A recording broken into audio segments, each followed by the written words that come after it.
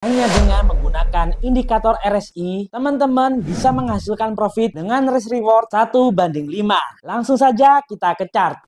Untuk cara basic menggunakan indikator RSI sebenarnya cukup simple. Teman-teman bisa sell jika RSI sudah break di area 70 dan teman-teman bisa buy jika RSI sudah break di area 30. Namun untuk kali ini saya akan memberikan materi yang lebih advance, cara menggunakan indikator RSI agar bisa menghasilkan risk reward 1:5. Caranya dengan menggabungkan antara RSI dengan divergence. Contohnya seperti ini. Jika RSI sudah membentuk high di area 70, kemudian turun ke area 30, kemudian membentuk high baru dan posisi high baru tidak lebih tinggi dari high sebelumnya, kemudian RSI turun lagi, di sini teman-teman bisa tarik garis trendline dari higher high ke higher low seperti ini. Jika ternyata garis trendline terbreakout, maka teman-teman bisa buy. Contoh di marketnya seperti ini. High terbentuk di area 70, kemudian RSI turun ke area 30, kemudian naik lagi, membentuk high baru, kemudian RSI turun lagi ke area 30 dan ternyata high baru tidak lebih tinggi dari high sebelumnya. Jadi terbentuklah higher high dan higher low. Nah, di sini teman-teman bisa tarik trendline dari higher high ke higher low seperti ini.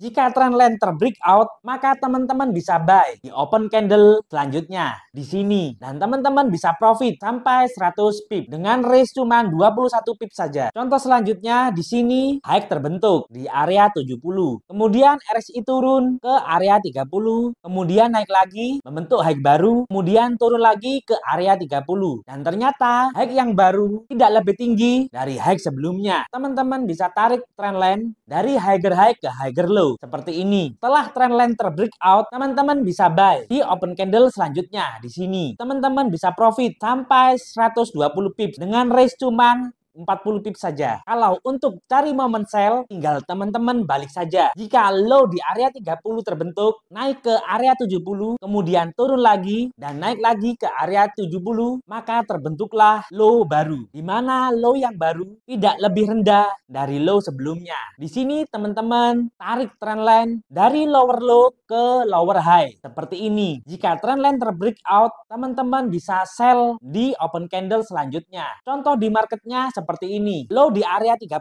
terbentuk, naik ke 70, kemudian turun lagi dan naik lagi ke area 70. Dan ternyata low yang baru tidak lebih rendah dari low sebelumnya. Maka teman-teman tarik trendline dari lower low ke lower high. Trendline terbreakout, maka teman-teman bisa sell di open candle yang ini. Teman-teman bisa profit sampai 170 pips dan range cuman 37 pips saja. Contoh selanjutnya di sini. Low di area 30 terbentuk, kemudian naik ke area 70, kemudian turun lagi dan naik lagi ke area 70. Dan ternyata low yang baru tidak lebih rendah dari low sebelumnya. Maka teman-teman tarik garis trendline dari lower low ke lower high. Trendline terbreakout, teman-teman bisa sell di open candle yang ini. Teman-teman bisa profit sampai 180 pips dan range cuman 25 pips saja. Jadi kuncinya hanya ada dua. Syarat open buy harus terbentuk higher high dan higher low. Dan syarat open sell harus terbentuk lower low dan lower high. Untuk selanjutnya teman-teman bisa coba dan backtest sendiri. Semoga bermanfaat.